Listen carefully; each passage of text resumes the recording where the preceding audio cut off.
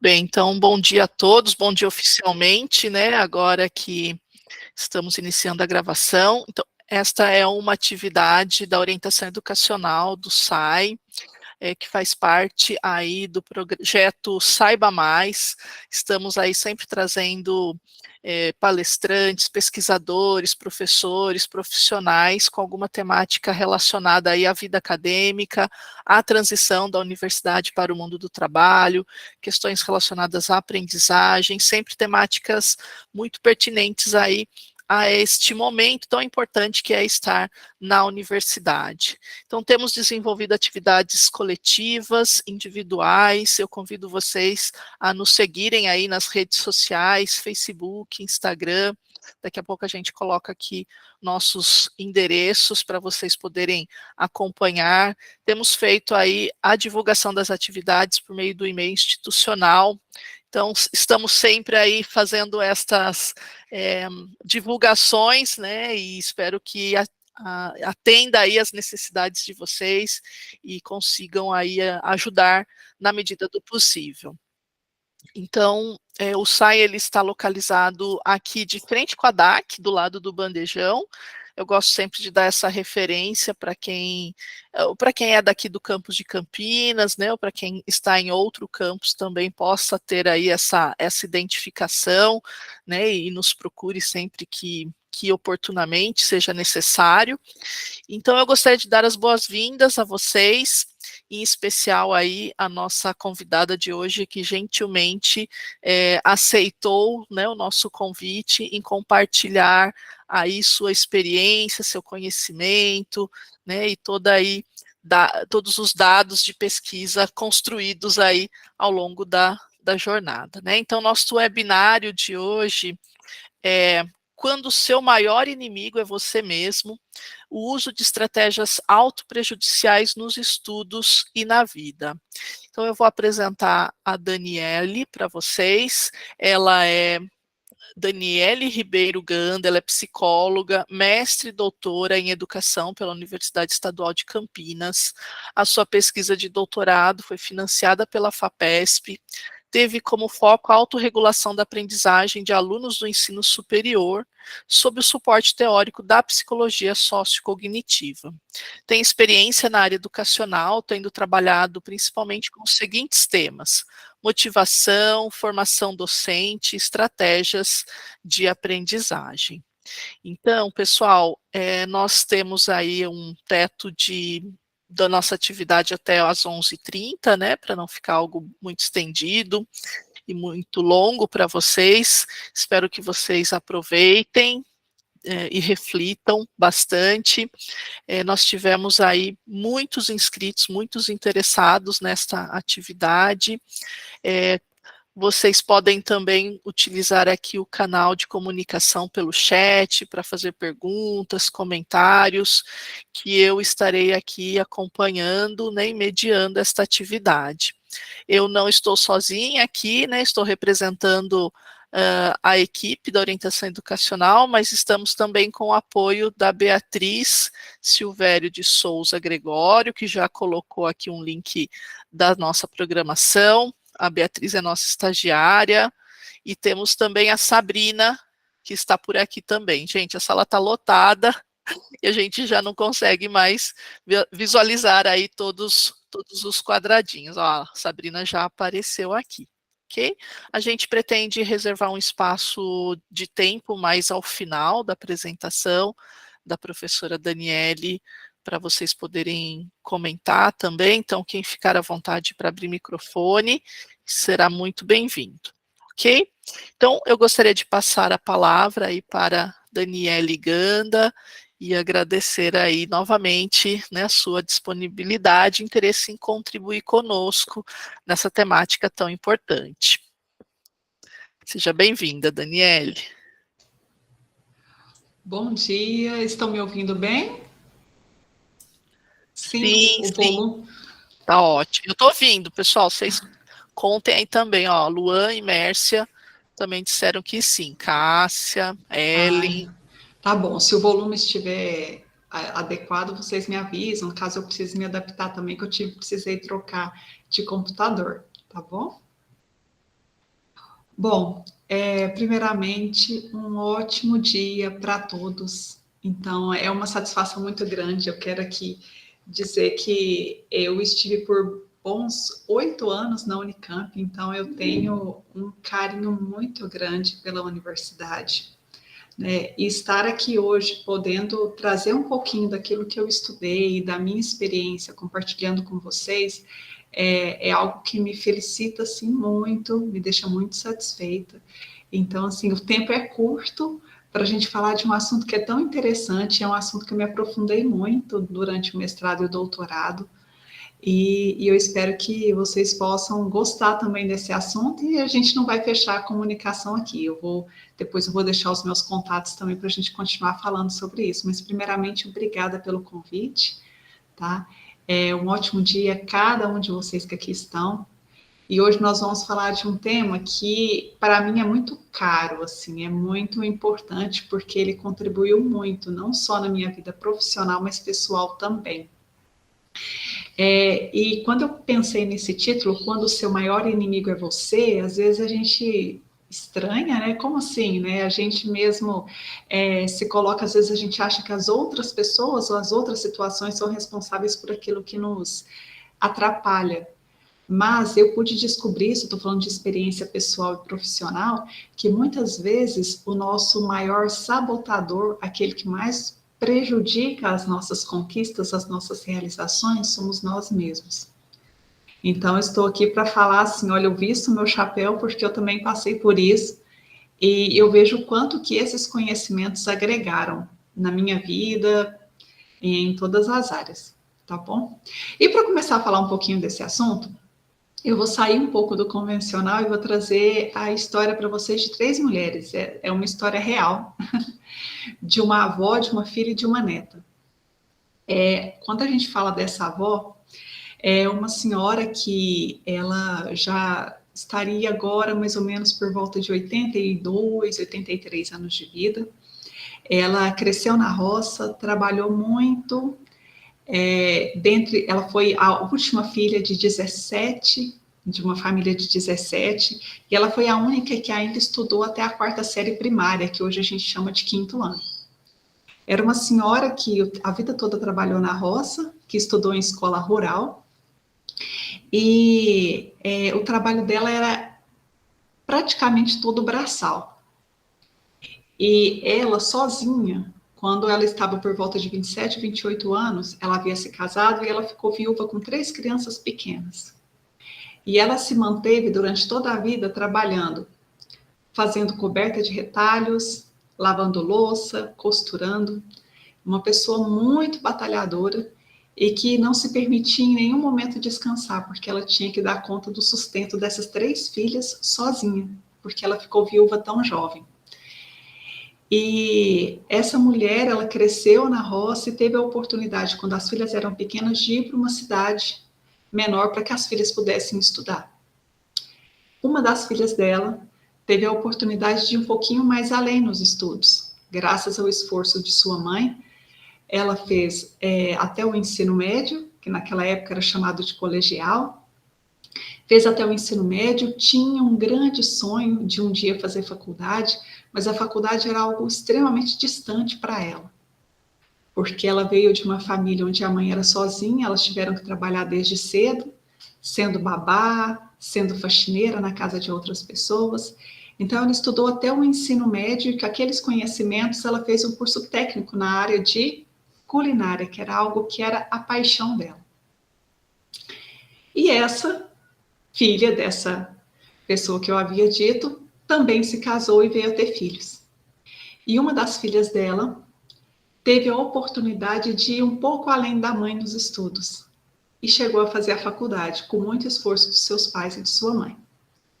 E ela veio a fazer faculdade, também se dedicou bastante, mudou para uma cidade maior. Opa, só um minutinho. Pera aí. Pronto? Tá, falhou aqui para mim. E essa neta, ela teve a oportunidade de ir além, de fazer a faculdade que todo mundo da sua família não tinha feito, foi a primeira a entrar na faculdade.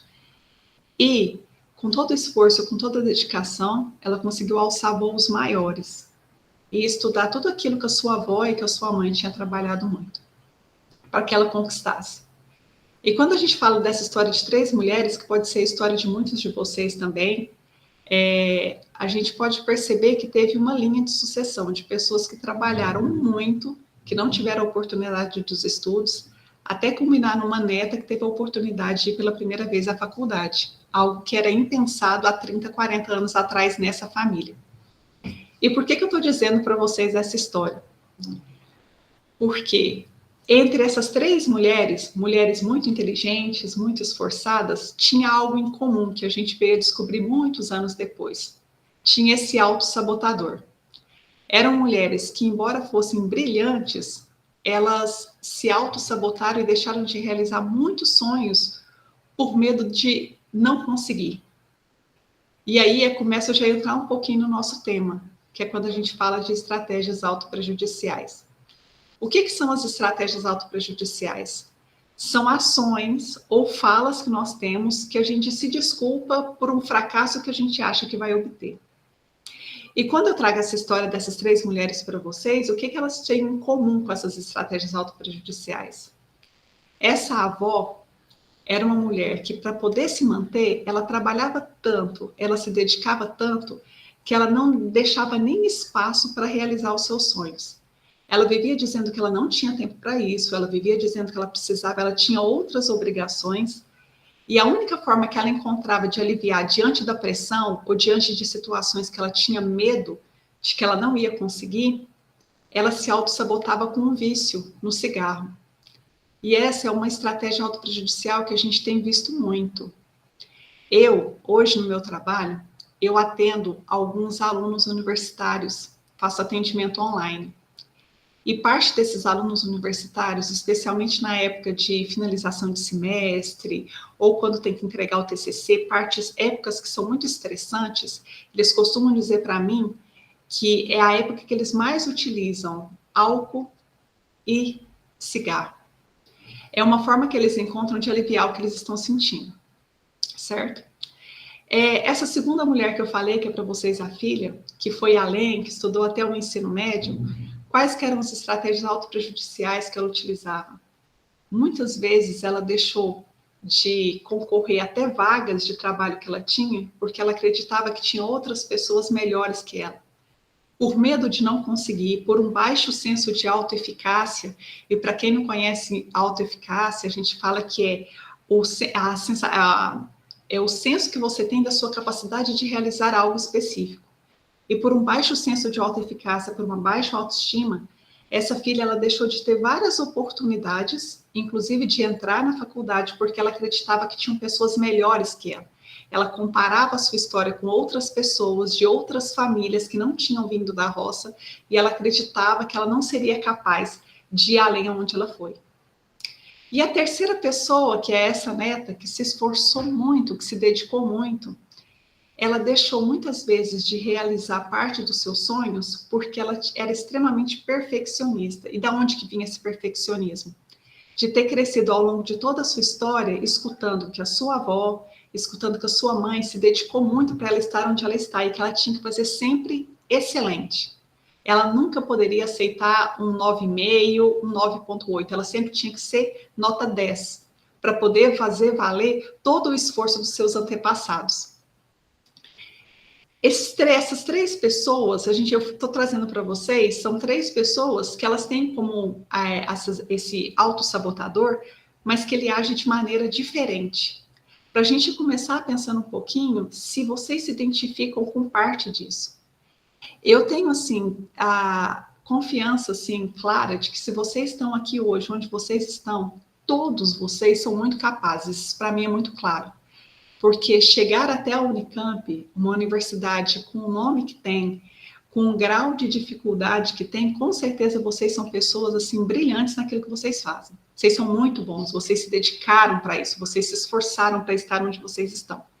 Só que ainda assim, mesmo estando nesse local, eu pude acompanhar durante os meus estudos aí quantos alunos se autossabotavam, quantos alunos muitas vezes, não só tinha a questão dos vícios que eu trouxe para vocês, não um vício como lazer, mas um vício como autossabotador, mas quantos alunos procrastinavam, que todo mundo já deve estar familiarizado com esse termo, né, que procrastinação é o ato de a gente adiar as nossas atividades para fazer no último momento. Eu pude compartilhar, pude observar quantos procrastinavam, quantos usavam de desculpas quando não ia conseguir realizar alguma atividade, porque não se sentia capaz o suficiente. A gente costuma dizer que vocês estão num local de excelência. Então, quando vocês estão numa sala de aula, em volta de vocês tem muitas pessoas boas, e muitas vezes a gente se compara com o nosso colega do lado e a gente não se sente bom o suficiente. E a hora que a nossa confiança quebra, a gente se sente um pouco abalado e muitas vezes a gente começa a se desculpar por um possível fracasso que pode vir a acontecer. E nisso que eu trago... Oi? Dani, eu queria só te interromper um minutinho, Claro. Que surgiu uma pergunta aqui no chat. O Francisco está perguntando se videogame seria um autossabotador também.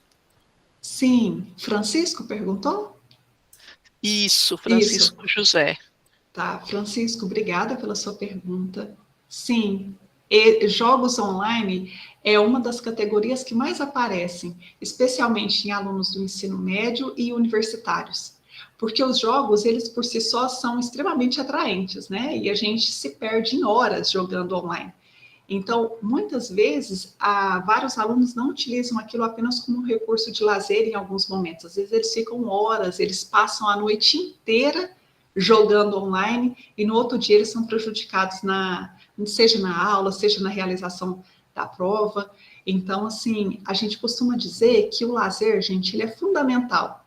O lazer, quando eu vou fazer um planejamento de estudo com os meus alunos, eu costumo dizer para eles assim, que assim como dormir, se alimentar bem, fazer uma atividade física, a gente tem que planejar parte da nossa semana para o lazer. Isso é fundamental, certo? Porque a gente fala que na hora que a gente está comendo, descansando, fazendo uma atividade física, aquilo é para o corpo, mas a mente ela precisa de momentos em que ela faça algo que realmente traga uma satisfação para ela. É importante a gente incluir atividades de lazer, esse não é o problema. Não é o problema, nem se eu falar assim, olha, você ir numa festa, isso não é o problema. É a quantidade e o momento que a gente faz. Isso. Ele se torna autossabotador a partir do momento que você joga videogame por 5, 6 horas, quando você poderia ter reservado parte dessa hora para estudar para uma prova, para uma disciplina que você tem, certo? Então, sim, realmente os jogos online eles podem ser considerados uma estratégia autossabotadora, certo? E quando eu trouxe para vocês essas questões, e eu falei da história dessas 3 mulheres, essas 3 mulheres são da minha família. É a minha avó, é a minha mãe e sou eu. Por que eu digo isso para vocês? Porque eu levei muitos anos para perceber que a minha procrastinação, muitas vezes, não adivinha do fato de eu não ter uma capacidade para fazer alguma coisa, ou de, por acaso, eu simplesmente estar com preguiça de fazer. Mesmo quando tinha alguma atividade que não me trazia muita motivação, eu percebi que o que estava por trás disso era um extremo perfeccionismo que eu tinha para fazer tudo exatamente nota 10, como me foi cobrado. E da onde que surgiu isso? Dessa cobrança interna que eu tinha de ter vindo de uma história onde eu tive uma avó, onde eu tive uma mãe que se sacrificou muito para eu chegar à faculdade. Então, eu não poderia, para eu ser o sucesso da minha família, eu não poderia fazer mais ou menos. E quando eu me deparei com diversos colegas que eram brilhantes, eu comecei, a minha confiança abalou. E eu falei, nossa, para eu ser boa nesse ambiente, eu tenho que fazer tudo perfeito. E aí a gente tem que trazer algo que é fundamental. Perfeito, o que é perfeito? O que é o ideal da perfeição? A gente fazer o melhor que a gente dá conta, certo? Então, muitas vezes, às vezes a gente compara o nosso 8 com o 8 de outra pessoa, mas às vezes com o 10 de outra pessoa, perdão. Mas às vezes o nosso 8, diante da vida que nós temos, diante do esforço que nós fizemos, às vezes é o nosso 10. E a gente tem que estar muito consciente disso. E a partir do momento que eu entrei em contato com o conteúdo das estratégias autoprejudiciais e que eu tive a oportunidade também de trabalhar isso, de fazer terapia, eu pude perceber, quando eu aceitei o que eu sabia, eu entendi de onde que vinha esse meu autossabotador, ficou muito mais leve. Eu comecei a fazer o meu melhor, e no fazer o meu melhor, eu avancei muito mais. Porque eu digo para vocês, eu não sei se vocês já experienciaram isso. Quando a gente tem um prazo para entregar e você deixa para fazer na noite anterior, o estresse que aquilo causa te traz um prejuízo, que aquela atividade que já era desagradável, ela fica beirando um insuportável. E eu costumo dizer que não, nós não precisamos gostar de todas as atividades e de todas as disciplinas do mesmo jeito. Não tem problema. Cada um de nós tem a sua preferência, tem a sua facilidade com um conteúdo ou outro. Não, esse não é o problema. O problema é a gente tornar uma atividade que era desafiadora quase impossível, porque a gente deixou para a última hora. E nisso eu descobri algo que é fundamental. A gente não tem que esperar a motivação surgir para a gente fazer algumas coisas que a gente não gosta. Porque se for para jogar videogame, como o Francisco aqui trouxe para a gente, ou se for para assistir uma série, se for para assistir, ir para um barzinho com os amigos, a gente nem precisa estar muito motivado para a gente fazer isso, porque a atividade por si só já é muito prazerosa. Mas para a gente estudar, para a gente fazer algumas atividades, para escrever um capítulo do TCC, isso demanda muita energia mental nossa. E aí, se a gente fosse ficar sentado esperando surgir uma motivação do nada, dificilmente isso vai acontecer. E aí eu costumo dizer que a gente tem que tocar a motivação por uma decisão. Então a gente coloca o seguinte, olha, naquele dia, naquele horário, de tal a tal hora, e é bom estabelecer começo e fim, eu vou sentar e eu vou escrever, eu vou me dedicar a escrever 2 parágrafos do meu capítulo. Que seja 2 parágrafos, a gente começa assim. E quando a gente coloca isso como uma decisão e a gente não espera a motivação chegar, por si só, a realização da atividade, ela começa a ser motivadora, porque você vê que você conseguiu dar um pequeno passo, mas é o começo, certo? Essa é uma forma que a gente pode fazer de lidar, por exemplo, com a procrastinação. E algo que eu queria trazer importante para vocês também, que às vezes a gente acredita que fazer coisas demais significa que a gente é muito produtivo. E não necessariamente. Às vezes, se a gente fazer as coisas certas no tempo que a gente tem que fazer, a gente é mais produtivo do que a gente encher a nossa agenda. Lembra que eu comentei com vocês a história da minha avó? A minha avó era uma mulher inteligentíssima. Ela não tinha a escolarização que nós temos. Ela não chegou à faculdade, ela não fez o ensino fundamental completo, o ensino médio, mas era uma mulher brilhante, que eu via ela fazer cálculos de cabeça quando ela tinha que fazer o sabão, quando ela tinha que fazer a coberta, que eu precisava de tempo para entender o que ela tinha feito. Então, era uma mulher brilhante, a inteligência dela era uma inteligência prática. Só que era uma mulher que ela se ocupou tanto que mesmo quando a vida ficou mais tranquila, ela não se permitiu resgatar uns sonhos que ela tinha. E um dos sonhos que ela tinha era estudar história. E aquilo era muito distante para uma pessoa que tinha vindo da roça.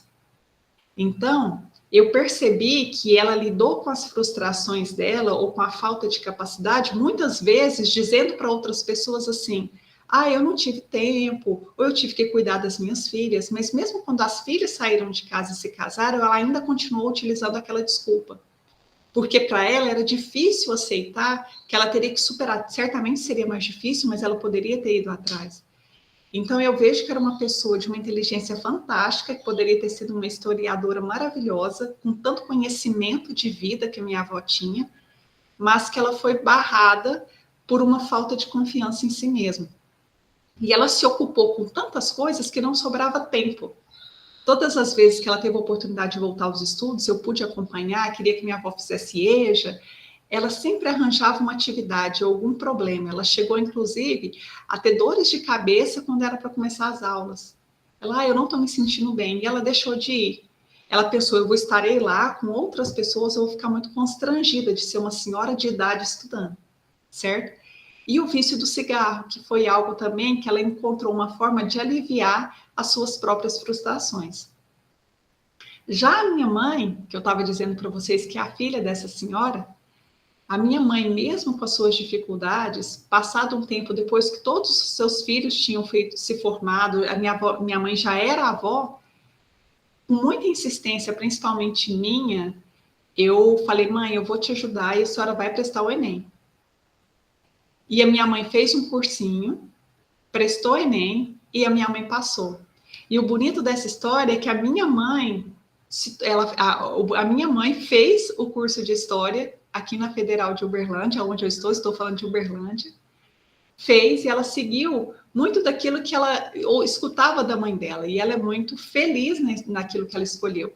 E durante o curso da minha mãe, eu tive que acompanhar diversas vezes ela diante de um computador que ela não sabia, não tinha familiaridade, ela teve que aprender a mexer no computador, e ela teve que aprender a escrever. Para ela, o maior desafio era colocar no papel aquilo que ela pensava. Uma mulher com muitas ideias, super ativa, tem muito conhecimento também, mas ela não dava conta de sentar e escrever nessa estrutura da ABNT que a gente está tão acostumado, né, hoje em dia, para fazer os trabalhos. E eu tive que dizer isso para minha mãe. Eu falei, olha, mãe, eu vou falar para a senhora, não saber as regras da ABNT não faz com que a senhora seja menos que os seus colegas de 18, de 20 anos que já nasceram com computador. A senhora tem toda a capacidade para aprender, pode levar um tempo maior, mas eu vou te ajudar nesse processo. E a minha mãe conseguiu. A minha mãe se formou em História em 2018, e eu tenho muito orgulho de ver isso acontecendo, porque ela também teve que superar esse autossabotador. Porque, só um exemplo curto eu vou trazer para vocês, a minha mãe tinha tanto medo de ser reprovada, no Enem, dela não ser chamada para a faculdade, que no dia da prova ela foi a última a entrar, quase que fechou o portão. Ela se enrolou tanto, ela teve tanta dificuldade para sair de casa, que ela perdeu o óculos, que ela esqueceu a chave. Então, foi com muito custo, ela foi a última a entrar no portão. E aí, depois, quando terminou a prova, eu fui buscá-la, ela disse assim para mim, eu acho que eu não fui bem nesse tal de Enem, porque eu cheguei muito apressada, eu estava muito nervosa, esqueci minha garrafinha d'água. Eu falei, mãe, não precisa se desculpar para mim. Para mim, a senhora já é vitoriosa, certo? Mas ela estava se desculpando para todos, com medo do resultado. E no dia que saiu o resultado do Enem, foi eu e meu pai que viu, porque minha mãe não teve coragem de ver, porque ela já estava esperando o pior, o fracasso. Então, eu estou dizendo para vocês que muitas vezes as outras pessoas que estão, quem está perto de nós até quer nos incentivar e a gente fica jogando contra nós mesmos. É como se a gente tivesse um time inteiro de futebol jogando com a gente, mas nós ficamos fazendo o tempo todo gol contra. E aí, como que a gente aprende isso? A gente tem que se permitir. Permitir se autoconhecer. Eu acho que essa talvez seja a grande chave. E eu falo para todos vocês. Eu pude passar por esse autoconhecimento e ajudar as pessoas que estavam à minha volta e também ajudar os meus alunos a se autoconhecerem. Eu acho que aqui não vai ter ninguém que foi meu aluno, mas quando eu tive a oportunidade de fazer o programa estágio docente aí na Unicamp, foi uma experiência assim também riquíssima que eu adorei. Às vezes eu escutava de alguns alunos em sala assim: "Ah, professora, eu não dou conta, eu sou muito burro". E eu nunca admiti falarem essa palavra. Eu falei: "Não, eu não quero que você se diminua. Você ainda não aprendeu, mas eu estou aqui para te ajudar nesse processo". Então a gente tem que entender que tudo aquilo que nos impede, tudo aquilo que nos prejudica ou prejudicou até hoje, a gente tem a capacidade de transformar, de mudar. Então, assim, é esse que é a maravilha do ser humano. A gente pode o tempo todo se reinventar. Como eu vi essa história acontecer na minha família, até culminar em mim. E uma coisa que eu queria trazer também para vocês, que eu acho muito importante, é quando a gente fala do autossabotador, a gente fala como que ele surge, né? E a gente tem várias causas ou possíveis situações que acontecem na nossa vida que pode fazer com que a gente internalize o autossabotador. Eu costumo dizer que é aquele anjinho mau que fica perto do nosso ouvido falando que a gente não vai dar conta. Então, parece que na hora que você vai tentar, tem alguém que fala, opa, isso é muito difícil para você, olha, tem gente melhor. Então, assim, é mais ou menos se fosse esse anjinho mau, essa vozinha que fica o tempo todo nos cobrando. E uma das possíveis causas do surgimento desse autossabotador é uma alta exigência que pode ter vindo da família, de que você sempre tinha que fazer melhor. Ou o contrário também, eu já acompanhei 2 adolescentes que a família apostava que eles não dariam certo. Era o contrário, ficavam o tempo todo jogando para baixo. Você não vai conseguir, você é igual ao seu pai, você é burro. Escutava várias palavras que acabavam diminuindo a confiança. A gente costuma dizer em desenvolvimento infantil que a criança nasce com uma potência, ela nasce acreditando que ela é capaz de tudo. E somos nós que, à medida que essa criança vai crescendo, que vai tolindo. Calma, isso aqui é difícil para você. Olha, eu não vou conseguir. Até às vezes com uma boa intenção. Eu não sei se já aconteceu com vocês, quando você vê uma criança que está brincando com algo que ela não está conseguindo fazer, a gente fala, ai, tadinho, você não dá conta, deixa eu fazer para você. Mesmo que a nossa intenção tenha sido boa, porque a gente entende aquilo como um sofrimento para a criança, é um processo de aprendizagem. E a gente tem que dizer, olha, eu acredito em você, se precisar de ajuda, eu estou aqui perto, mas eu sei que você pode conseguir. São falas pequenas que, elas forem acumuladas ao longo da vida, pode às vezes fazer com que a pessoa internalize o fato de que ela não dá conta de fazer nada sozinha. Outra coisa importante também, que a gente fala que o que pode causar trazer esse autossabotador é falta de motivação. O que significa? A maioria de nós que estamos vivendo nessa época agora, nessa era da informação, a gente está bombardeado o tempo todo de muitas informações. Então, a gente costuma dizer que o nosso trabalho é eminentemente mental. E isso nos cansa muito, certo? E muitas vezes a gente tem que optar no que a gente vai gastar energia. Então, às vezes, depois de um dia super sobrecarregado, onde você teve diversos compromissos na faculdade, onde você teve aulas pesadíssimas, onde você tem que estudar, tem os seus desafios pessoais e uma série de coisas, é muito difícil sobrar, às vezes, energia e motivação para você ainda chegar e trabalhar naquele conteúdo que você está com mais dificuldade. Então, por isso que eu falo que às vezes a gente não pode esperar a gente ter motivação para tudo, porque vocês estão na Unicamp, eu imagino que vocês são de diversas áreas aqui, diversos cursos, mas independente de qual seja o curso, sempre vai ter alguma disciplina ou alguma atividade que é muito desafiadora para você. Isso vai acontecer com frequência. E esperar que você vai ter energia 100% e motivação para você chegar em casa depois de um dia cansativo, e agora eu quero estudar aquele conteúdo, não vai surgir. Então, por isso que eu falo que muitas vezes a gente tem que ter mais determinação para começar do que necessariamente esperar a motivação surgir, certo? Outra coisa importante que eu vou trazer para vocês a gente está numa era que a gente tem, vai ser estranho, vai soar estranho que eu vou falar, mas é isso, a gente é permitido com que a gente sofra. Fala, como assim? Uma vez eu escutei da minha avó, que eu estava dizendo a história delas para vocês, e minha avó via eu estudando tanto, eu me preparando para o mestrado, e ela falou assim para mim, Daniele, não estuda muito não, porque quem pensa demais fica doido. Eu falei, não, vó, tem que continuar estudando e tudo. E ela falou assim, hoje em dia vocês têm tempo para estudar e para sofrer. E eu fiquei depois refletindo sobre aquela fala da minha avó, e é realmente isso. Na época da minha avó, ela não tinha tempo para pensar nela, porque ela tinha que dar conta da subsistência das filhas dela. Então, eu tive a oportunidade de estudar, de pensar, de refletir. E tudo aquilo que eu estudava, eu acabava trazendo para a minha vida, muitas vezes. E geralmente eu entendi o que minha avó dizia quando ela dizia assim: eu, na minha época, não tive tempo para sofrer. Porque eu tinha o conforto de ter tempo para ficar triste, de ter tempo para procrastinar. E é interessante porque a gente fala assim que quando a pessoa o horário dela é muito apertadinho e ela só tem aquele das 17 às 18 para fazer alguma coisa, ela vai fazer. Mas se ela tiver um horário mais tranquilo, às vezes ela avança, à noite não faz, vai fazer nas vésperas de entregar. Então, quando a gente tem, vamos dizer, está sobrando tempo, muitas vezes a gente se permite deixar para a última hora.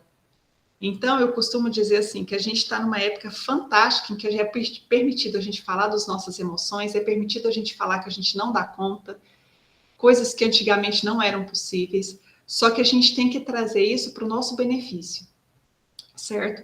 E eu costumo dizer algo que é muito importante para os pacientes, para os alunos, tem algumas coisas que são inegociáveis.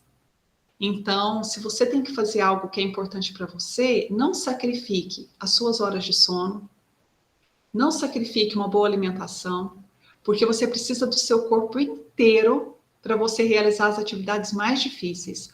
Outra sugestão que eu dou também é quando você tem que fazer algo que é muito difícil, por exemplo, se você tem que fazer uma lista, por exemplo, de exercícios de cálculo, e é algo que para você é muito desafiador. Escolha o momento do dia que você tem mais energia. Cada um tem o seu horário. Eu vou dizer por mim, eu funciono muito pela manhã.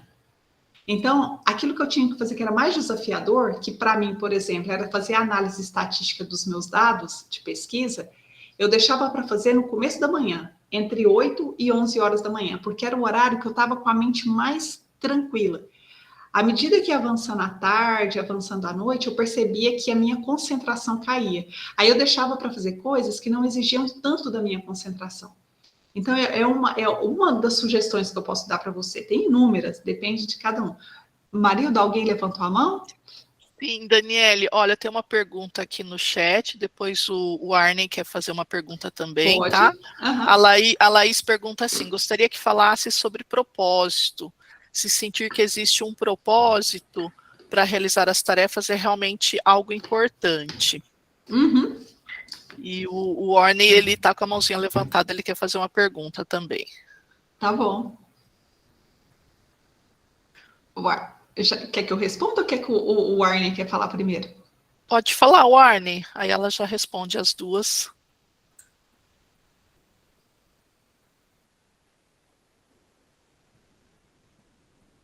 O que eu queria perguntar depois, que é mais complicado, entende? É uma coisa. Quer perguntar depois?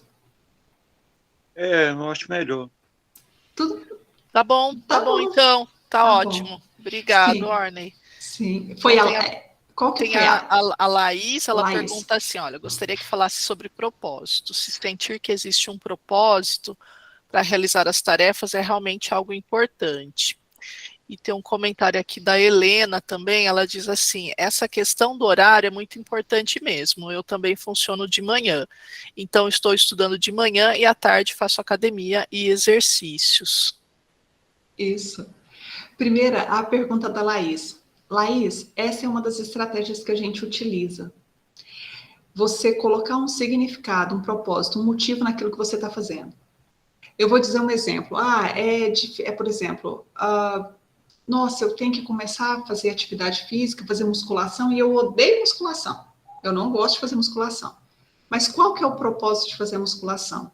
Olha, eu preciso tonificar os meus músculos, eu preciso ativar o meu corpo para que eu tenha até mais clareza mental para estudar. E isso é algo que eu sugiro para vocês. E assim, gente, é fundamental. Tão importante quanto dormir. Eu vou colocar dormir em primeiro lugar. Segundo, eu vou colocar beber água. Parece bobo. Gente, eu estou falando beber água. Isso. Dormir, beber água, se alimentar bem. O próximo é a atividade física. E a atividade física, ela não é só boa pro físico, ela é muito importante para a nossa clareza mental, para a gente estudar. Eu tenho diversas pesquisas que eu posso compartilhar com vocês que mostram a relação dos benefícios da atividade física para o desempenho profissional, para o desempenho estudantil. É nítido, assim. Então, é fundamental que a gente possa fazer isso. Então, voltando ao exemplo, então eu não gosto de musculação, não gosto de atividade física. Eu preciso entender que aquilo que eu estou fazendo tem um propósito maior, que é a minha saúde. Então, eu não negocio com isso. Eu vou e faço. A gente costuma dizer que você não pode ficar em casa pensando à vontade de chegar. Eu acho que eu vou sentar só um pouquinho no sofá, ligar só um pedacinho da série antes de eu ir para academia. Não faça isso. Tem coisas que a gente não tem que parar para pensar. Você chega, coloca o tênis e sai. Não dá tempo do seu cérebro, porque o cérebro ele é fantástico para querer poupar energia. E ele vai fazer isso com você. A gente costuma dizer que é um movimento inconsciente, mas o autossabotador faz isso. Não, senta só um pouquinho, não senta. Chegou, coloca o tênis, faz igual a Laís. Vocês chegaram, fez a atividade, colocou o tênis, terminou, deu o horário e sai. Só o movimento de você sair, você já quebra você já quebra o primeiro passo do autossabotador. E eu costumo dizer, na hora que você está na academia, você já tá, é como se o carro já estivesse andando, então é mais fácil. Então, é muito importante. Quando você coloca uma meta, muitas vezes você se sente um pouco mais motivado e compelido a ir. E eu costumo dizer aos alunos e aos pacientes, não espere que o motivo seja algo muito sério. Em que sentido? É você chegar a perder a sua saúde para que aquilo seja motivador o suficiente para você ir. Como a maioria de vocês aqui são muito jovens, às vezes vocês ainda não passaram por isso, né? Mas eu já acompanhei casos agora de pessoas que tiveram mialgia do trapézio, que travaram aqui a coluna, de tanto estudar, de tanto ficar tenso. Eu já tive pessoas que deram crise renal séria por falta de beber água. Então, a gente às vezes não pode esperar isso acontecer para esse ser o motivador, esse ser o nosso propósito para a gente fazer o nosso melhor, certo?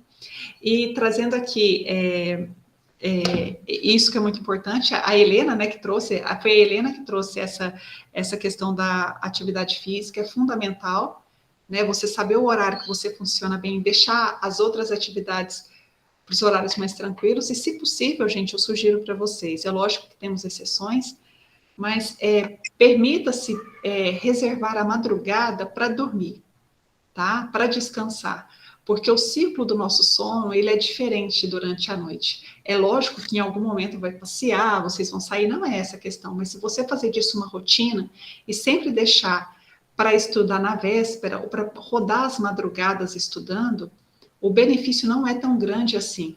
Não é benefício nem para sua aprendizagem, nem é benefício para sua saúde. Com o tempo, isso pode vir a te prejudicar bastante, tá? Principalmente se a gente ficar usando telas durante a madrugada, né? Dificilmente, geralmente é o que as pessoas fazem. Pode continuar, eu acho que tem outras pessoas que levantaram a mão. Isso, Dani, olha, tem uma pergunta. Gente, eu não tô vendo mais ninguém, tá? Exceto o Arne, que optou por fazer depois. Mas a Davina, ela queria saber como identificar possíveis pensamentos autoprejudiciais ou autossabotativos, pois a princípio não parecem tão óbvios ou algo que conhecemos para nos diagnosticar. Depois teve uma pergunta da Isabela, que a Thaís já nos ajudou aqui também. Ela perguntou assim: vale a pena reduzir o tempo de sono para conseguir incluir os exercícios físicos? E aí a Thaís já respondeu, né? Eu durmo infinitamente melhor quando faço exercícios, é mais reparador.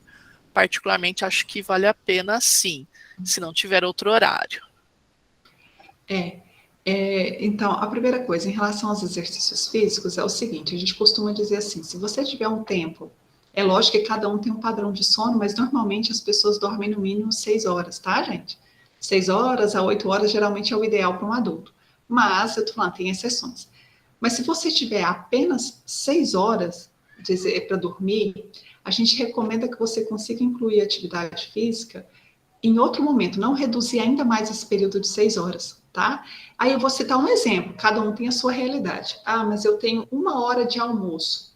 Seria melhor você fazer o almoço mais rápido, 15 minutos e descansar 15 minutos, fazer 30 de atividade física, mas não mexer nos seus 6 horas de sono, do que você fazer isso, que você mexer no sono. Se você tiver essa for a sua realidade. Agora não.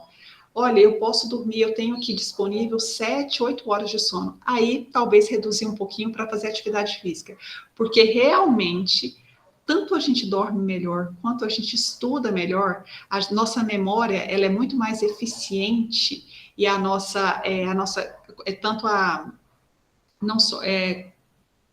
o pensamento, é que eu tô falando, eu tô com a expressão, gente, em inglês, que eles falam assim, treino do pensamento, mas seria mais ou menos isso, é como a nossa cognição funciona, né? O encadeamento de ideias, ele funciona muito melhor se a gente tiver tido uma qualidade de sono e se a gente tiver feito uma atividade física. É nítido os benefícios. Então, se você tiver um período maior, aí reduz um pouquinho, deixa ele para atividade física, mas não abra mão. E, gente, não precisa ser uma atividade física muito... fala assim, nossa, eu tenho que sair totalmente da minha rotina, eu tenho que ir até uma academia. A gente tem alguns estudos, e eu posso indicar para vocês, inclusive depois eu até conversei com a Marilda, eu fiz uma apresentação e eu fiz uma lista de sugestões de leituras e vídeos para vocês, que está no outro computador que quebrou. Eu fiz uma sugestão e fala sobre isso também. Inclusive, tem um exemplo de alguns grandes cientistas estudiosos que a gente nem imagina, que faziam atividade física, faziam longas caminhadas. Após ficar muito envolvido com o problema, eles faziam caminhadas ou faziam alguma atividade de lazer e as respostas vinham. Então, pessoas que eles mostraram o benefício disso também, até por meio de uma caminhada, é possível a gente obter esses benefícios da atividade física, né? E a outra pergunta foi a respeito dos pensamentos autossabotadores. Nem sempre eles são muito claros, né? Mas a gente tem que perceber o seguinte, se eles são recorrentes, a primeira coisa, se eu vou fazer alguma atividade e todas as vezes eu deixo para a última hora, tem alguma coisa errada. Ou eu realmente não tenho tempo para fazer, né? Ou realmente, se a gente vê a progressão daquilo, a repetição, pode ser um sinal de que talvez eu esteja me auto-sabotando. E também a gente tem que ver os tipos de pensamentos. Tem alguns pensamentos que dizem, por exemplo, assim, você vai realizar uma atividade e você percebe que você não sabe tudo o que você precisa. Falou, nossa, eu estou fazendo, eu percebi que essa atividade é mais difícil do que eu achava. Isso aí é o que? É uma análise que você está tendo daquela atividade. Nada é muito tranquilo, faz parte do ciclo da autorregulação. Quando a gente analisa a atividade e percebe que a gente não tem todos os recursos que a gente precisaria para realizá-la. O que eu faço? Então, diante dessa minha autoavaliação, eu vou ter que buscar atrás. Nossa, eu preciso ler mais sobre esse assunto. Então, você analisa que você não dá, ou preciso pedir ajuda para alguém. Até aí está tudo certo. Esse pensamento nada mais é de que você ter uma consciência de que você não sabe tudo aquilo que aquela atividade demanda de você. O que seria mais próximo de um pensamento autossabotador? Se você olha a atividade, diz o seguinte, eu sabia, eu não dou conta, eu não sou boa o suficiente, certeza que a minha colega já terminou isso aqui. Isso aqui não é bom para mim. A gente fala que o autossabotador geralmente são aqueles pensamentos que depreciam o nosso senso de competência, que ao invés de mostrar uma análise do que a gente precisa melhorar, eles tendem a diminuir. É o que te desmotiva, não o que te motiva a correr atrás. Uma coisa é olhar a atividade e falar, nossa, eu tenho que fazer mais leitura sobre o assunto, eu vou pedir ajuda para um colega, eu vou conversar com o meu monitor. Ok, beleza. Agora, se eu começo diante de atividade dizer eu não sou boa o suficiente, eu nunca vou dar conta, eu sabia que ia ser desse jeito, esses pensamentos não me ajudam. Eles tendem a deixar a dificuldade ainda mais desmotivadora.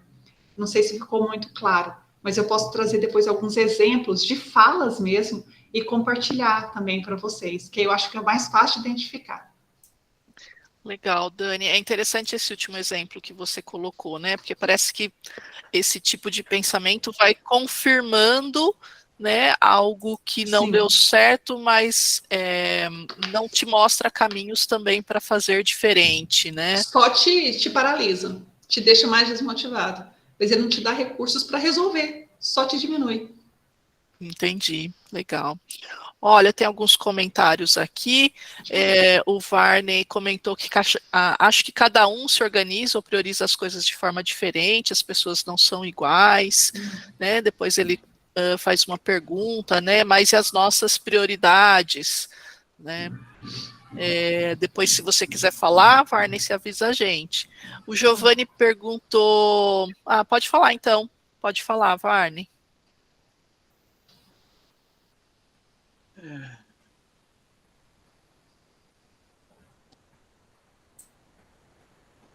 Oi. Oi, Bom dia, tudo bom? Bom dia, tudo bem? Então, eu queria colocar uma questão que é bem mais complexa. Uma coisa... Está dando algum problema aí. Acho que é por causa do computador. A gente está te ouvindo bem. A imagem ela está um pouco estranha, assim, mas estamos te ouvindo. Vê se melhora agora. Tá. Alô? Isso, Melhorou agora? Sim. Isso, está melhor. Eu acho que era por causa do computador aqui. Que agora eu estou no celular, né? Bom, é o seguinte, eu tenho uma questão que é bem complicada. Primeiro que eu acho que tem a ver com família, né? Bom, eu tenho uma vida, a minha vida é uma vida de fracasso. Eu fracassei em 99% das coisas que eu fiz na minha vida, entendeu? Eu tenho 60 anos, estou tentando ainda entrar no mestrado pela 20ª vez. Entendeu? Esse é o meu problema, eu voltei para a Unicamp para isso, entendeu? Lógico que tem alguns autossabotadores, mas meu problema principal é o sabotador dos outros, entendeu? É os outros que me impedem de todas as formas possíveis para eu conseguir aquilo, que eu acho que eu tenho capacidade, eu estudo, é lógico que para conseguir isso eu preciso de dinheiro, preciso de tempo, e isso não me dão, ninguém me dá, entende? Trabalho é complicado, as coisas são difíceis. E eu acho que isso tem um pouco a ver com, com, com o lance da família, porque minha mãe, de uma certa forma, me largava por causa de, primeiro, que ela teve 3 filhos em sequência, então ela me largou com a minha avó há muito tempo, essas coisas assim, entendeu? Então eu sempre tive, eu acho que um pouco de necessidade de, vamos dizer assim, de uma necessidade de afirmação dos outros. Sempre tive essa necessidade de afirmação, assim. Só que por outro lado, lógico, hoje eu já estou idoso, né? Já tenho mais compreensão de que isso é um limitador, só que por outro lado também, entendeu? Tudo bem, eu posso fazer as coisas só para me agradar. Eu vou fazer o doutorado porque para me agradar especificamente.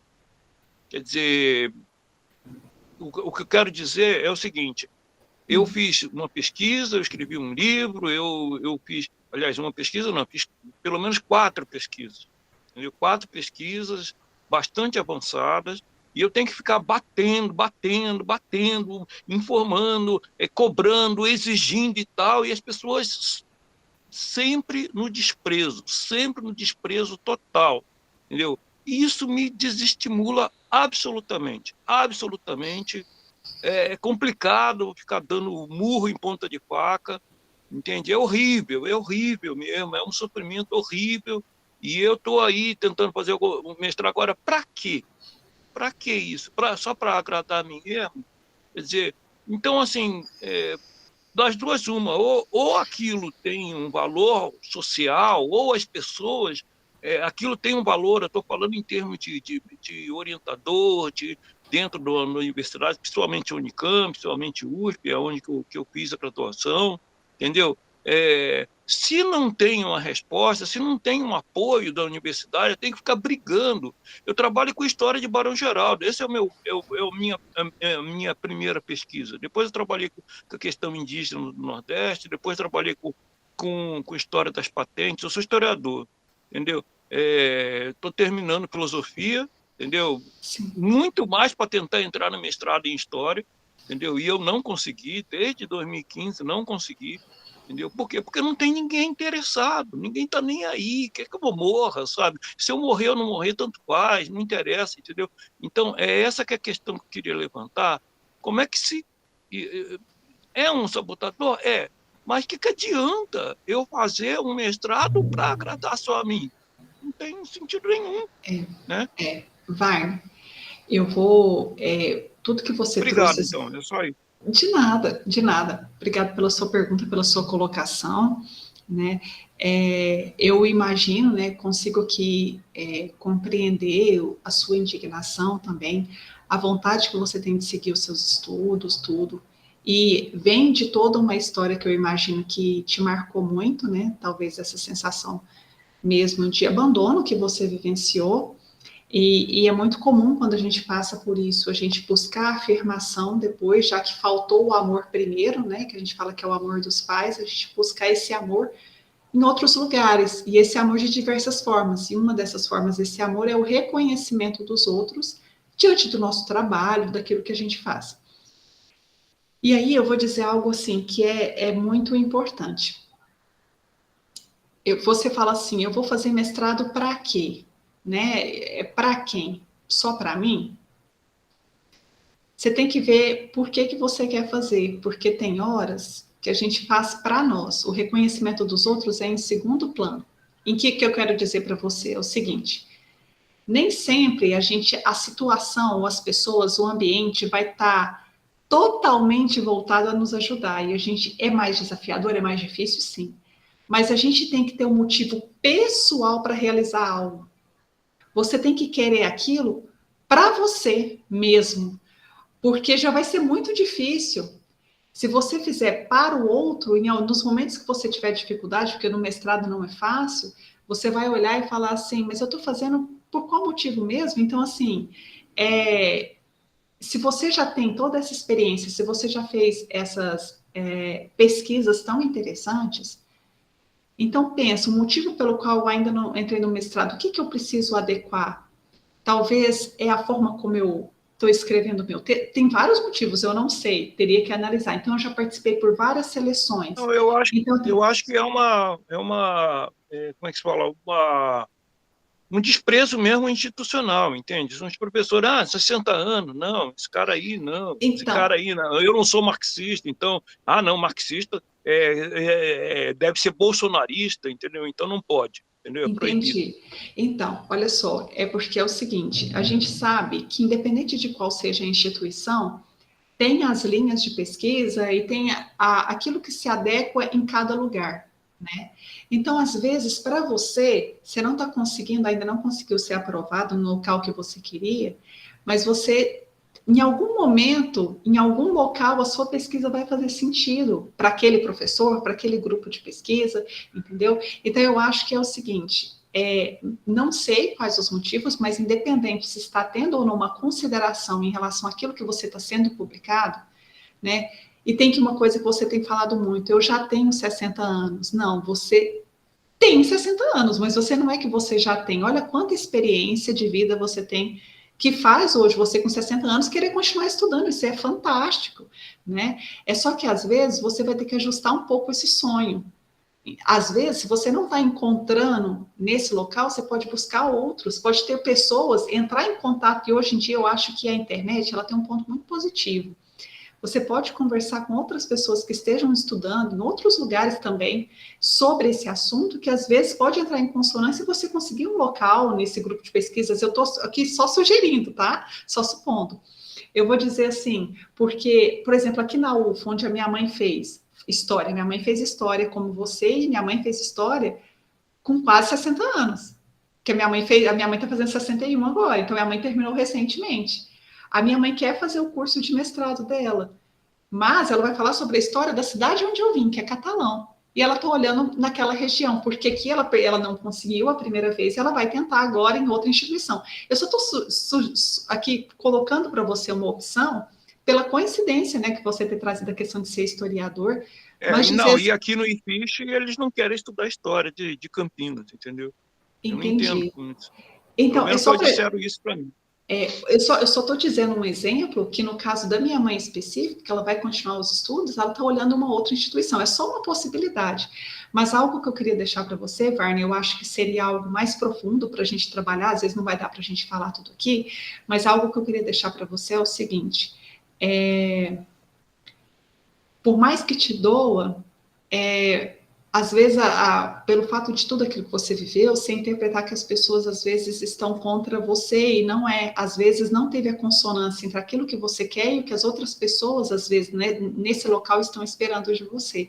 Entendeu? Mas que isso não te desmotive, mas que você busque alternativas, seja de adaptar, seja de buscar em outros lugares, se é algo do seu propósito de vida e você for aprendendo, buscar o que eu posso fazer de diferente, sabe?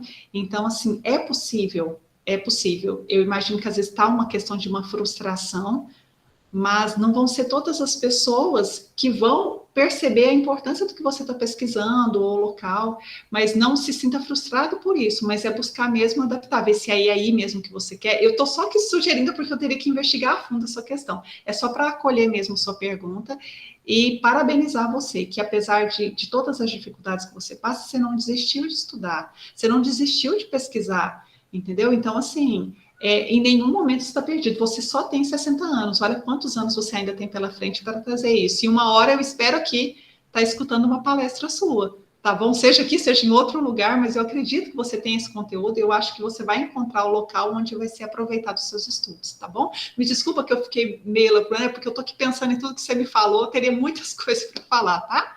Tá bom? Obrigado. De nada. Dani, acho que a gente tem uma outra questão aqui. O Giovanni, Tá. ele pergunta assim, fazer exercício cedo antes de estudar é mais vantajoso ou indiferente, desde que seja feito diariamente? E depois tem uma pergunta da Patrícia também, ela gostaria de saber se a ansiedade pode ser considerada um autossabotador. Sim. Primeiro, primeiro, fazer atividade física já é bom, tá? Independente do horário. Tem alguns horários que se tornam mais benéficos, isso depende, tem muito o perfil de cada pessoa. Mas a gente costuma ver que após a atividade física, você tem uma liberação de uma série de hormônios que traz uma questão de relaxamento e às vezes foco, concentração. Mas já tem alguns alunos que me relataram que após a atividade física relaxa tanto que às vezes tem dificuldade de, por exemplo, pegar um texto e estudar. Então, assim, você tem que ver aquilo que se encaixa melhor, mas que é fato que passado uns 30, 40 minutos depois que você fez a atividade, você está num estado melhor, assim, de liberação mesmo de hormônio, assim, que te permite estar mais relaxado ou mais à vontade para fazer alguma coisa. Mas se você não tiver como escolher, seria bom fazer no início de manhã. Se não tiver, eu só tenho finalzinho do dia, finalzinho da noite, faça naquele horário, tá? E a outra pergunta foi sobre a ansiedade. Sim, é muito importante porque, assim, a ansiedade é um dos sinais, assim, mais claros, sabe? Então, de que a pessoa, às vezes, ela, diante de algo que que ela tem medo da realização daquilo, que ela já antevê o fracasso, ou que vai exigir muito dela, ela já começa a ficar ansiosa. E quando a pessoa fica ansiosa, mesmo que ela sente para fazer a atividade, o pensamento dela não fica focado no que ela está fazendo, ela só fica focada no que ela falta fazer. Então, é mais ou menos assim, eu sento aqui para fazer, eu começo a escrever, eu falo, nossa, mas eu ainda tenho que fazer tantas páginas, nossa, mas eu tenho que formatar de igual coisa com a BNT, nossa, mas na hora que a minha orientadora lê isso aqui, ela vai cortar. Nossa, ou seja, eu gasto 80% do meu pensamento, que eu poderia estar focado na realização do que eu estou fazendo, eu estou focado em tudo mais, no que vai dar errado, no que ainda falta. Então, a gente costuma dizer assim, foca no que você está fazendo. Ah, mas eu só vou dar conta de fazer um parágrafo. Faz o que você deu conta agora. Depois você faz mais um pouco. Né? E a gente fala a questão do preciosismo. Muitas vezes a pessoa fica ansiosa porque ela escreve um pedaço e ela já diz assim, ai, não ficou bom, ficou horrível, eu já tenho que mudar. E aquilo já traz uma ansiedade. Escreve, a gente começa a falar assim, escreve do jeito que veio, tempestade de ideias, vai, sem preocupar com o português correto. Escreve, depois você refina, depois você pede a ajuda de alguém para ler com você. Então, não fica atento a isso, porque a ansiedade, ela pode gerar, inclusive, sensações físicas que te atrapalham. E aí, você fica com aquela imagem, sabe qual que fica na sua memória? Você começa a escrever alguma coisa, você começa a ficar nervoso, você já começa a querer levantar, aí a memória que você tem é que todas as vezes que você for fazer aquilo, é muito ruim. Você fica com a sensação física e mental de que é muito ruim o que você está fazendo.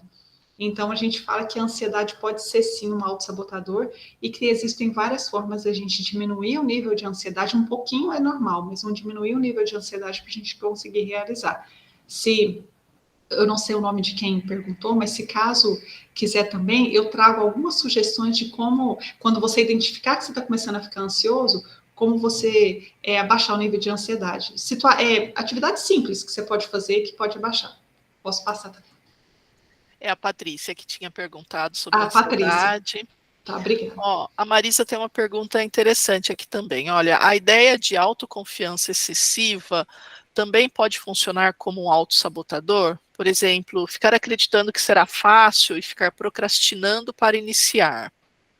Sim, esse é um que a gente fala assim, que vocês já ouviram falar de síndrome do impostor, né? A síndrome do impostor, ela já foi categorizada na década de 70, que ela fala que é quando a pessoa nunca acha que tá bom o suficiente. Ela, pelo contrário, ela acha que ela é menos e que qualquer vitória dela está enganando os outros, porque ela não é boa o suficiente. Essa é a síndrome do impostor. A autoconfiança excessiva é o contrário. A pessoa acredita que ela é tão boa, que vai ser tudo tão fácil de resolver, que ela não mensura exatamente o que ela precisa. ela não acha que a tarefa é desafiadora o suficiente, ela acha que no final ela vai dar conta, certo?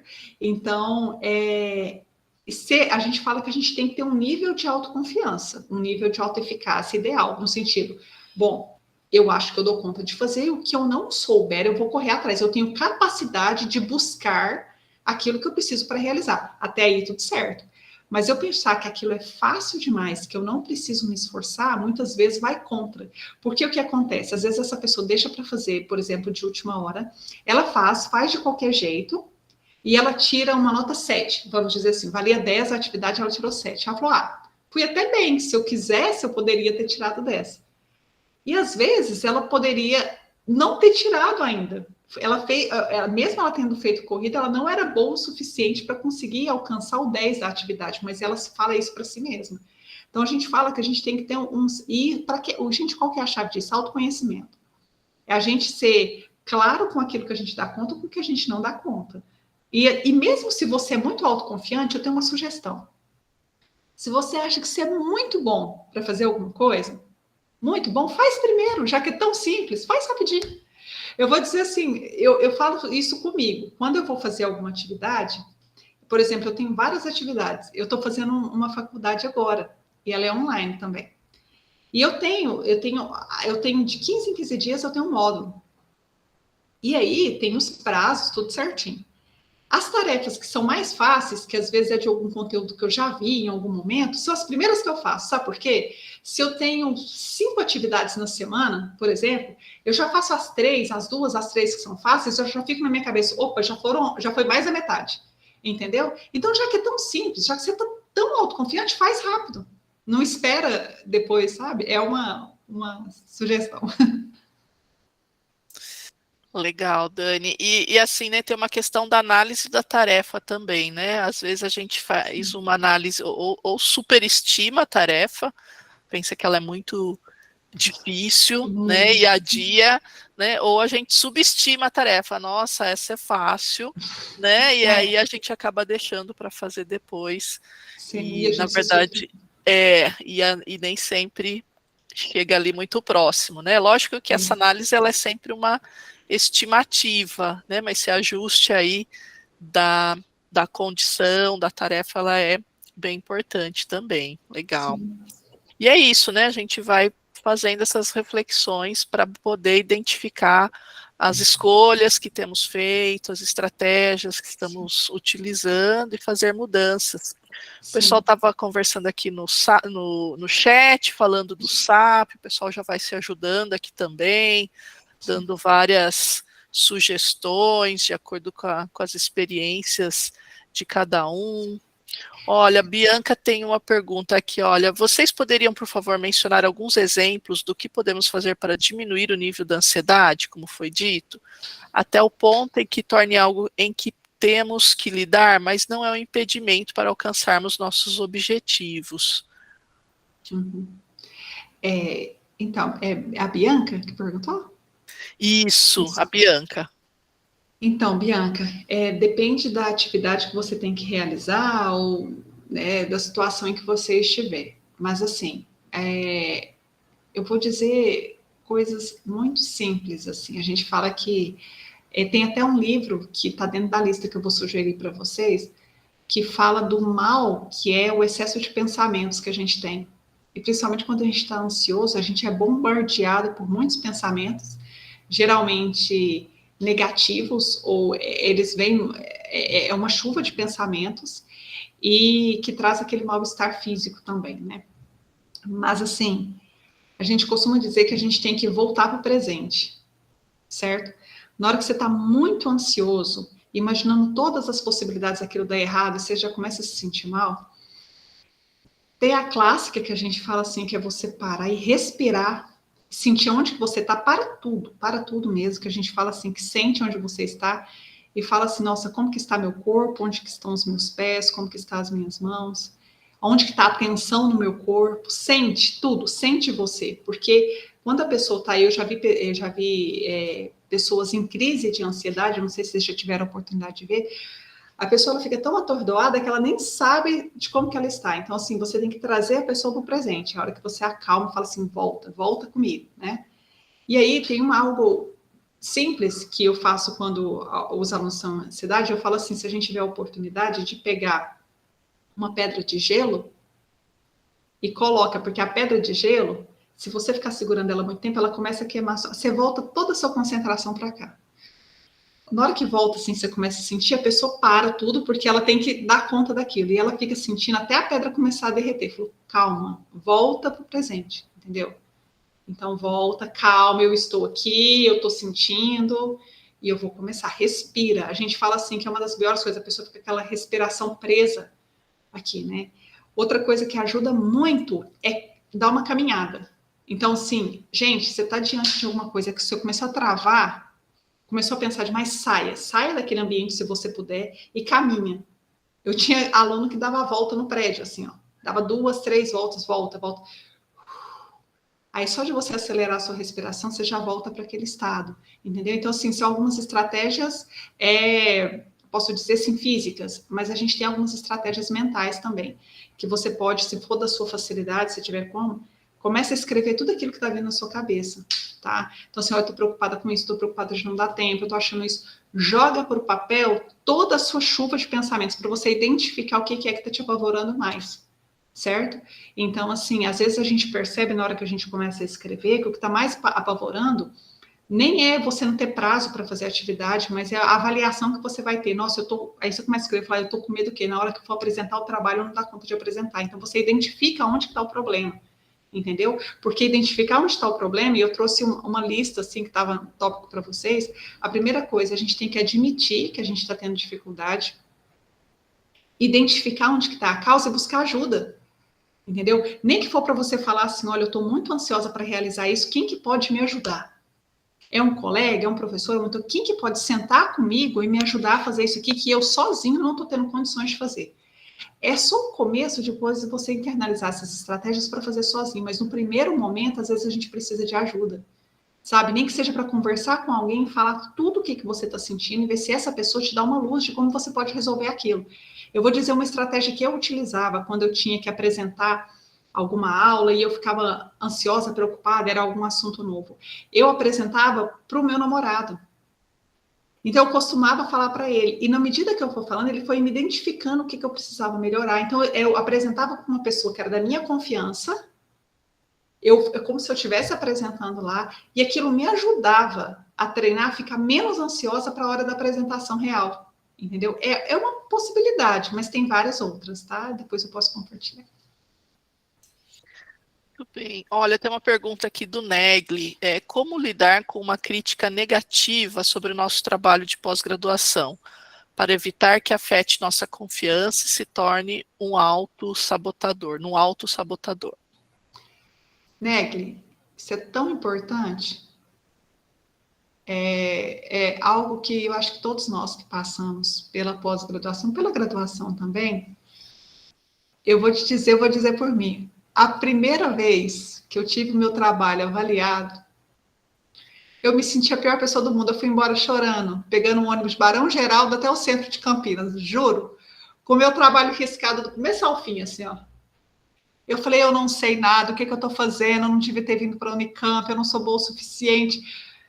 Foi horrível, fui chorando no caminho inteiro, que na hora que eu peguei o trabalho, sabe por quê? Eu entendi que a crítica não era do trabalho, era a crítica, eu entendi que eu não era boa o suficiente. Levou-se um tempo até eu entender que a crítica era assim, eu ainda não aprendi a fazer isso, mas não é que eu não sou boa, eu ainda não adquiri essa habilidade. Mas, no primeiro momento, eu me senti a pior pessoa. Atacou meu sentimento pessoal, não meu sentimento profissional, certo? Então, no primeiro momento, você vai ser avaliado. A primeira coisa que você tem que pensar, bom, essa crítica aqui advém de um professor que tem mais experiência que eu e que tem uma visão, às vezes, diferente de mim. Nem significa que você escreveu ruim, dependendo da parte. É um estilo de escrita diferente. Eu aprendi isso. Eu trabalhei com algumas professoras, eu percebia que cada uma tinha um estilo de escrita ou um jeito que achava que ficava melhor. Então, eu até aprendi a escrever de acordo com que cada uma, mais ou menos...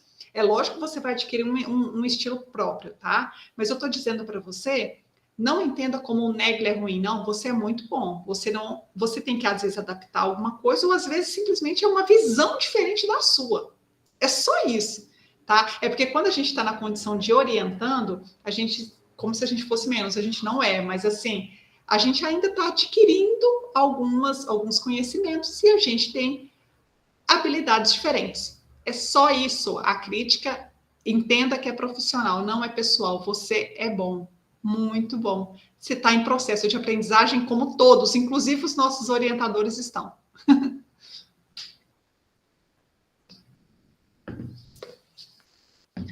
Muito bem, pessoal. Tem mais uma pergunta aqui, Dani. O Teodoro pergunta: como posso ver se o déficit de atenção é algo mais patológico ou falta de organização? Poderia comentar um pouco sobre isso? Teodoro, né? Sim, Teodoro, Teodoro. que bom que você me lembrou de um tópico que eu ia... são tantas coisas para a gente falar que eu... Teodoro, algo que eu estava falando, a gente está falando de autossabotadores, estratégias autoprejudiciais, eu esqueci de pontuar, gente, que tem casos que é sim relacionados a alguma dificuldade maior, algum transtorno e tudo mais. Então, assim, eu já vi pessoas que se sentiam que tinham muita dificuldade de se organizar, como você disse, mas sabe por quê? Porque tinha TDAH. Entendeu? Então a gente tem que entender que existem alguns casos, sim, que tem um transtorno ou alguma dificuldade maior que subjaz isso. Independente disso, a pessoa pode se beneficiar da organização. Inclusive, até alguma das estratégias que a gente utiliza é se a pessoa tem muita dificuldade de chegar, se a pessoa já é muito ativa, a mente dela já funciona com várias coisas ao mesmo tempo, uma das coisas que ela tem que fazer, ela tem que se organizar. Se ela chegar num ambiente, numa mesa, ela tem que estudar, que tiver tudo bagunçado, a mente dela vai ficar olhando em tudo que está bagunçado, menos concentrar na tarefa. Então, você tem que diminuir os distratores. Então, mesmo se for o caso, ainda assim a gente pode se beneficiar dessas estratégias, certo? É lógico que para uma pessoa que tenha algum transtorno, é mais desafiador, certo? É com certeza mais desafiador. Mas é possível, é. Então, assim, eu trabalhei com um psiquiatra brilhante, gente, aqui na UFO, e ele era nítido o TDAH dele, e ele falou assim que ele aprendeu a lidar com isso. Era um profissional elétrico, ele pensava em várias coisas ao mesmo tempo, mas ele teve que se organizar. Inclusive, a sala dele era organizada de tal maneira que ele pudesse se concentrar o máximo possível no paciente. E eu percebia que entre alguns atendimentos, muitas vezes ele fazia isso, ele levantava, ele ia tomar um chá, ele dava uma volta, forma de lidar com tudo aquilo que estava. Então, assim, eu estou querendo dizer para vocês que se você perceber que aquilo te causa um sofrimento muito grande e que você não consegue se organizar de maneira alguma, não consegue se concentrar, a gente costuma dizer assim, como que eu sei se eu estou tendo algum transtorno, por exemplo, né? Não consigo me concentrar. Se você consegue ficar sentado assistindo série por 2, 3 horas, mas você não consegue sentar para ler um texto por 2, 3 horas, não é TDAH que você tem, porque em algum momento você conseguiu se concentrar, entendeu? Agora, se nem pessoas que de fato têm, elas não conseguem ficar sentadas por muito tempo, nem assistindo uma televisão, algo que elas adoram. Então, assim, aquilo traz uma agitação. Vocês já viram pessoas que às vezes sentam no cinema, que a pessoa não para quieta, ela fica batendo o pé toda hora, ela fica comendo pipoca, Então, assim, tem alguns sinais que a gente identifica até que ponto que aquilo não chega a ser, né, alguma questão neurológica, tudo, mas ainda assim, nessas questões, tem várias estratégias que podem ajudar. Muito bom, Daniele. Acho que a gente já vai caminhando aí para o encerramento, nosso tempo está finalizando. Olha, a Beatriz colocou aqui novamente os links, né, para vocês poderem acessar, acompanhar aí a nossa programação. Eu gostaria de agradecer a todos aqui pela presença, pela participação. Espero que tenha ajudado vocês aí nas reflexões. A gente vai encaminhar para vocês por e-mail os slides, né, e lá vai ter o contato com a Daniele. Dani vai disponibilizar o contato de e-mail dela, e aí para perguntas mais específicas, mais pessoais, vocês podem manter contato com ela, ok? Isso. Eu quero dizer a todos que eu vou deixar também compartilhado realmente, né, pela Marilda, tanto os slides quanto a lista de sugestões de leituras e de vídeos que eu tenho para compartilhar com vocês, o meu contato, tá? Quero agradecer muito a todos vocês que aqui estiveram, tudo. Então, assim, é porque realmente não teve como eu transmitir por esse computador aqui, mas tem um material que eu acho que é muito bacana, que pode ajudar. E aqueles que precisarem de maiores informações, eu estou disponível, tá bom? Eu vou compartilhar com vocês lá o meu e-mail certinho e a gente vai ter outros canais para a gente poder conversar. No mais, me perdoem a correria, são tantas coisas que eu gostaria de falar com vocês, mas a gente vai ter outras oportunidades de se encontrar, viu? Obrigada a todos. Obrigada também pelo convite. Legal, pessoal. Então a gente fez a gravação, nós vamos disponibilizar aí no site do SAI e depois fica aberto ao público, né? O pessoal está perguntando aqui da questão do acesso, e então a gente disponibiliza, a gente só vai precisar de um tempinho para poder fazer isso. E vocês também vão receber aí a certificação de participação. Eu peço que vocês também nos ajudem aí na organização das próximas atividades. Olha o pessoal agradecendo aqui infinitamente. Dani, parabenizando Imagina, eu que agradeço. você. Tem uns nominhos aqui conhecidos. Eu fico feliz de ver aí o pessoal que está participando. E é isso, pessoal. A gente espera vocês aí na próxima. A lista de presença ela é gerada pelo próprio Google Meet, tá, pessoal? Então, quem entrou aqui, a gente já contabiliza aí como presença. E encaminharemos aí o material para o e-mail de vocês, ok? Então, tchauzinho, pessoal. Muito obrigada, gente. Obrigada.